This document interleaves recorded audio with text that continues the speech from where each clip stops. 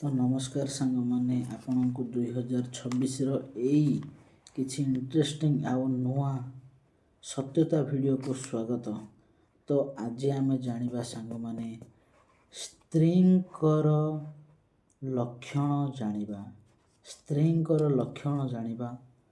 ତ ସାଙ୍ଗମାନେ, ଆପଣ ଏଇ ଯେଉଁ ଦେଖୁଛନ୍ତି, ଏଥିରେ କିଛି ବି ଦ୍ୱନ୍ଦ୍ୱମୂଳକ ବାର୍ତ୍ତା ନାହିଁ। ଯାହା ଅଛି କେବଳ ଯେଉଁ ବିଷୟ ଅଛି, ସୂଚୀପତ୍ର ଅଛି, ତାହା ଏକଦମ ସତ୍ୟତା। ତ ଆଜି ଆମେ ଜାଣିବା ସ୍ତ୍ରୀଙ୍କର ଲକ୍ଷଣ ଜାଣିବା। ତ ମୁଁ ଡେରି ନକରି ଆପଣମାନଙ୍କୁ 2026ର ଏଇ ନୂଆ ଭିଡ଼ିଓରେ ନୂଆ କିଛି ଆଧ୍ୟାତ୍ମିକ ଜ୍ଞାନରେ ଆପଣଙ୍କୁ ସ୍ୱାଗତ ଜଣାଉଛି। ତ ପ୍ରଥମ ଲକ୍ଷଣ ମୁଁ ଆପଣଙ୍କୁ ପୁଣି ଥରେ କହିଦେଉଛି, ସ୍ତ୍ରୀଙ୍କର ଲକ୍ଷଣ ଜାଣିବା। ତ ପ୍ରଥମ ଲକ୍ଷଣ, ଯେଉଁ ସ୍ତ୍ରୀଙ୍କର ପ୍ରଥମ ଲକ୍ଷଣ ମୁଁ କହିଦେଉଛି, ଏଥିରେ କିଛି ବି ଦ୍ୱନ୍ଦ୍ୱ ନାହିଁ। ମୁଁ ଆପଣଙ୍କୁ ଏମିତି ବହୁତ କିଛି ଆଗକୁ ଦେବି, ଆଉ ଯାହା ବି କିଛି ରହିବ ଏଥିରେ କେବଳ ସତ୍ୟତା ହିଁ ରହିବ। ଯେଉଁଥିରେ ମୋ ହାତରେ 2026ରେ ଏମିତି ଗୋଟେ ପୁସ୍ତକ ମୋ ହାତକୁ ଲାଗିଛି, ଯେଉଁଥିରେ କି ଅସତ୍ୟତା ଭଳି କିଛି ବି ନାହିଁ। ମୁଁ ଆପଣଙ୍କୁ ଗୋଟିଏ ଚାପ୍ଟରର ପୁରା କହିବି, ଆଉ ଗୋଟିଏ ମୋର ଭିଡ଼ିଓରେ ଗୋଟିଏ ଚାପ୍ଟର ରହିବ। ଆପଣଙ୍କୁ 2026ରେ ମୁଁ ସମ୍ମୁଖିତ କରେଇଦେବି କିଛି ଇଣ୍ଟରେଷ୍ଟିଂ ଆଉ ସତ୍ୟତା। ତ ଚାଲନ୍ତୁ ଜାଣିବା ପ୍ରଥମ ଲକ୍ଷଣ, ଗୋଟିଏ ଚାଉଳରେ ଗଢ଼ା ସମତରୁଣୀ। ବନ୍ଧୁ,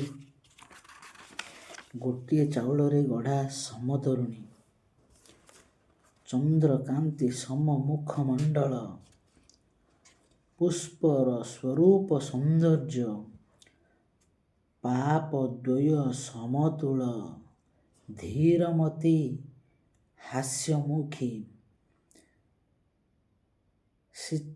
ଶିଷ୍ଟାଚାରୀ ପରିଷ୍କାରୀ ପରିଚ୍ଛନ୍ନ, ସଦା ସେବା ଭକ୍ତିରେ ସ୍ନେହ, ଧର୍ମଶାଳିନୀ ଉପାସିନୀ, ଅଳ୍ପହାରୀ ବୁଦ୍ଧିମତୀ, ଗଭୀରଚିତ ମୌନବଲମ୍ବିନୀ, ସର୍ବଗୁଣରେ ଶ୍ରେଷ୍ଠା, ପଦ୍ମଗନ୍ଧା ଗମନକାଳେ ପଦ୍ମପୁଷ୍ପର ବାସ୍ନା, ଲକ୍ଷ୍ମୀ ସ୍ୱରୂପ ଏପରି ଗୁଣରୁ ଚିହ୍ନିବ, ଏହି ତରୁଣୀ ନାରୀ ଜାତି ମଧ୍ୟରେ ପ୍ରଥମ ଲକ୍ଷଣା ବା ଶ୍ରେଷ୍ଠ ନାରୀ ହୋଇଥାନ୍ତି।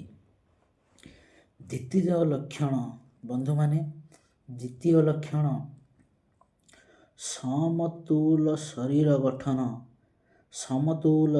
ଗଠନ, ମୁଖମଣ୍ଡଳ ଗୋଲାକାର, ସୌନ୍ଦର୍ଯ୍ୟ ହାସ୍ୟଯୁକ୍ତା, ମରାଳ ସମ ଗମନ, ସ୍ଥିରମତି ଶୁଚିମତୀ, କୋକିଳ ସମ କଣ୍ଠସ୍ୱର, ସ୍ୱାମୀ ଦେବତା ଗୁରୁ ବ୍ରାହ୍ମଣରେ ଭକ୍ତି, ଦୟାବତୀ ମାୟାହୀନୀ, ଆହାରେ ଭଲ ମନ୍ଦର ବିଚାର ନ କରେ, ସମତା ଦୃଷ୍ଟିରେ ବିଚାର ଓ ଦର୍ଶନ, ସର୍ବକାର୍ଯ୍ୟରେ ବିଚକ୍ଷଣ, ଉଦାସୀନୀ, ଧର୍ମରେ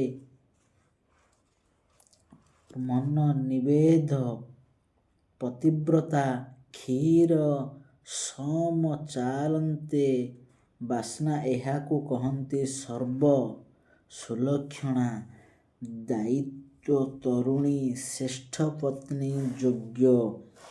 ଏମନ୍ତ ଲକ୍ଷଣ ଜାଣ କନ୍ୟା ନିରୂପଣ କର। ଆପଣମାନେ କିଛି ବୁଝିପାରିଲେ? ଆଗକୁ ବହୁତ କିଛି ଅଛି, ଏତିକିରେ କିଛି ଦ୍ୱନ୍ଦ୍ୱ ହେବାର କାରଣ ନାହିଁ।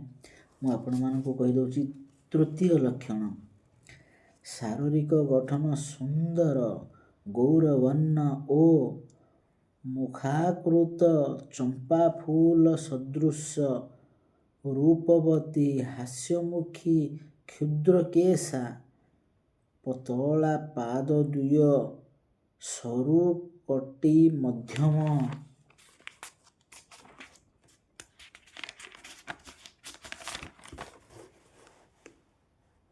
ସରୁକଟି ମଧ୍ୟମ ଚାଉଳ, ଚଉଡ଼ା ପିଚା, ଅଶ୍ଵସମ ଗମନ, କଣ୍ଠସ୍ୱର ମଧୁର, ଆହାର ନିଦ୍ରା, ମୈଥୁନରେ ଅଧିକ ପ୍ରିୟ, ମତ୍ସ୍ୟ ସମ ଶରୀରର ଗନ୍ଧ, ବହୁ ଆଡ଼ମ୍ବର ପ୍ରିୟ, ବିଳାସିନୀ ଭୂଷଣ ପ୍ରିୟ, ଉଚ୍ଚାଭିଳାଷିନୀ ନାଟ ଆଉ ସଙ୍ଗୀତରେ ପ୍ରିୟ,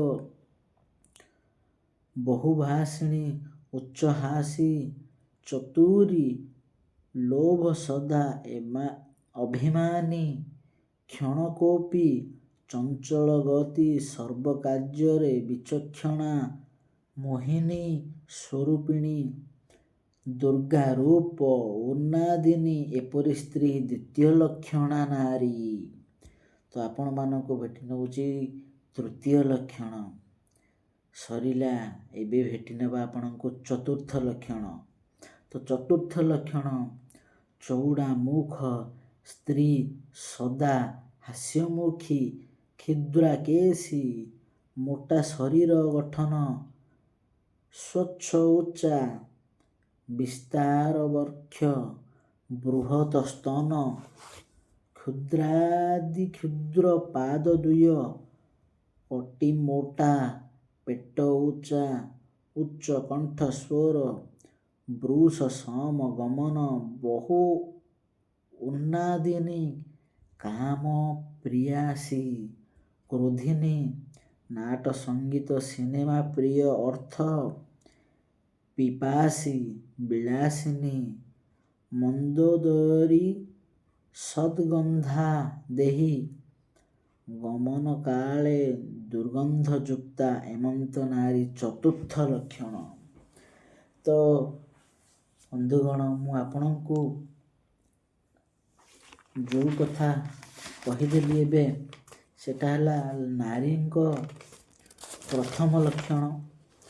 ସ୍ତ୍ରୀଙ୍କର ଲକ୍ଷଣ ଜାଣିବା ମୁଁ ଏବେ ଆପଣମାନଙ୍କୁ ଏଇ ଗୋଟିଏ ଭିଡ଼ିଓରେ ଜଣେଇଲି। ତ ଦ୍ୱିତୀୟ ଭିଡ଼ିଓରେ ଆମେ ଜାଣିବା ମୁଖ ଦର୍ପଣ, ଯେଉଁଥିରେ କି ବହୁତ ଇଣ୍ଟରେଷ୍ଟିଂ ଅଛି। ଆଉ ମୁଁ ଆପଣଙ୍କୁ ପୁରା 2026ରେ ସବୁକିଛି ଜଣେଇବା ପାଇଁ ଚାହୁଁଛି। ତ ଦ୍ୱିତୀୟ ଭିଡ଼ିଓକୁ ମୋର ଆପଣମାନେ ଅପେକ୍ଷା କରନ୍ତୁ, ଯାହାର ନାମ ମୁଖ ଦର୍ପଣ। ଆଉ ସେଥିରେ ଏମିତି କୌଣସି ଏକ ଭାଗ ବି ନାହିଁ ଯେଉଁଥିରେ କି ଆପଣମାନେ ତାକୁ ମିଛ କରିପାରିବେ। 100% ସିଏ ସତ୍ୟତା ଅଛି, ଏତିକି କହି ରହୁଛି। ଆଉ ମୋର ଆଗାମୀ ଭିଡ଼ିଓକୁ ଆପଣମାନେ ଅପେକ୍ଷା କରନ୍ତୁ। ସେହି ପର୍ଯ୍ୟନ୍ତ ମୁଁ ଆପଣଙ୍କୁ ରହିଲି। ନମସ୍କାର।